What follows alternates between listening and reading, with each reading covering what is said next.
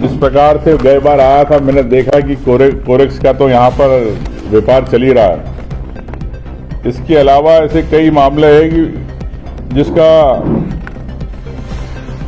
आपके यहाँ पर उप मुख्यमंत्री जी जो बुनियादी विकास की बात करते हैं और अस्पतालों की बात करते हैं, तो जिस प्रकार अस्पतालों की स्थिति ऐसी है कि दवाइयाँ मरीजों को मिल नहीं पा रही।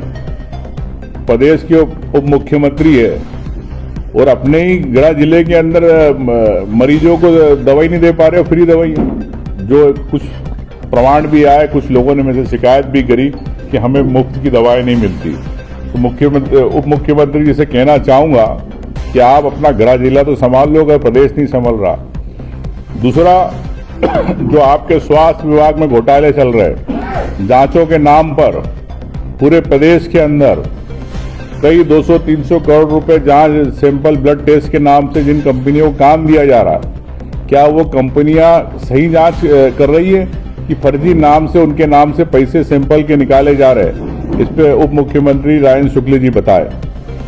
और अगर उसमें अगर किसी को कमीशन जा रहा है तो किनको जा रहा है, ये भी उप मुख्यमंत्री बताए कि 300 करोड़ रुपए अगर जा रहे हैं उस कंपनी को इसके बदले, तो ये समझना चाहिए कि इसके पीछे कौन है।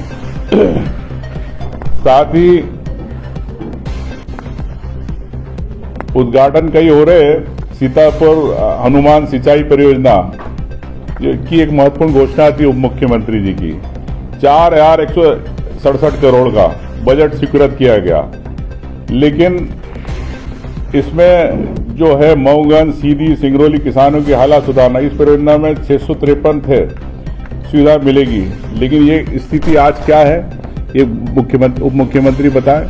और रही बात प्रदेश के अंदर जिस प्रकार से कर्जे लिए जा रहे हैं, कर्ज लेके प्रदेश के युवाओं के लिए नौकरी के द्वार नहीं खोले जा रहे, प्रदेश के किसानों को खाद नहीं दी जा रही, कर्ज लेके प्रदेश की महिलाओं को आपने जो सपने देखे 3,000 देने के, वो आज नहीं मिल रहे।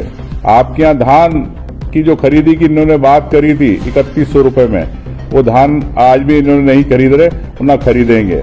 तो मैं समझता हूं कि भारतीय जनता पार्टी की सरकार की जो 13 दिसंबर को 1 साल होने वाले, विकास के नाम पर विफल रही है, जो वादों के नाम पर विफल रही है। तो निश्चित तौर से अधिकारी, मैंने जो देखा, कई अधिकारी तो ऐसे हो गए हैं कि जो भारतीय जनता पार्टी के बिल्कुल गुलाम हो गए। तो मैं समझता हूं ऐसे अधिकारी जो भारतीय जनता पार्टी के नाम से माला जप रहे हैं, उन अधिकारियों के बारे में मैं यही कहना चाहूंगा कि अब कांग्रेस को या तो एक शुरुआत करना पड़ेगी, अभियान की तेल की शीशी इनको दे, इनके भारतीय अधिकारियों को, और किसको तेल लगाते हैं ये भारतीय जनता पार्टी के नेताओं को जाके तेल लगाए, क्योंकि काम तो कर नहीं रहे जनता के। तो मैं समझता हूं कि जनता के हित के अंदर अधिकारी को जवाबदार है। जो ऐसे अधिकारी, निश्चित तौर से कई ऐसे अधिकारी है जो निश्चित तौर से गुलामी कर रहे हैं, तो मैं समझता हूं कि उनको भारतीय जनता पार्टी का एजेंट ना बन के सबके जनहित के अंदर काम होना चाहिए, ऐसा मैं समझता हूं। रीवा संभाग के अंदर 50% बोरी नहीं हुई, डीएपी खाद नहीं मिली। तो मैं सरकार से जानना चाहता हूं कि बहाना करती, इनके कृषि मंत्री को तो पता ही नहीं खाद कौन देता, लेकिन सरकार पिछले 4 साल से बहाने कर रही, यूक्रेन में, रशिया में युद्ध चल रहा है।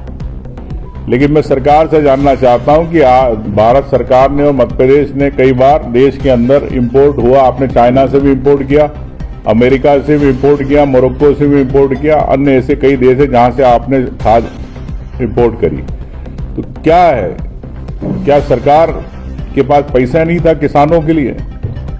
मुख्यमंत्री जी लंदन में घूम रहे थे, उसके पहले शिवराज जी गए थे तो अमेरिका की सड़कों के गालों की तरह बिल्कुल चिकनी सड़क बता रहे थे, और ये डायनासोर के अंडे देख रहे थे वहां पे लंदन में। लेकिन मैं चाहता हूं कि अगर मुख्यमंत्री जी अन्य देश में जाते हैं जहां से खाद आती, तो निश्चित तौर से प्रदेश के किसानों का आंसू पोंछ पाते, आप समय पे खाद दे पाते।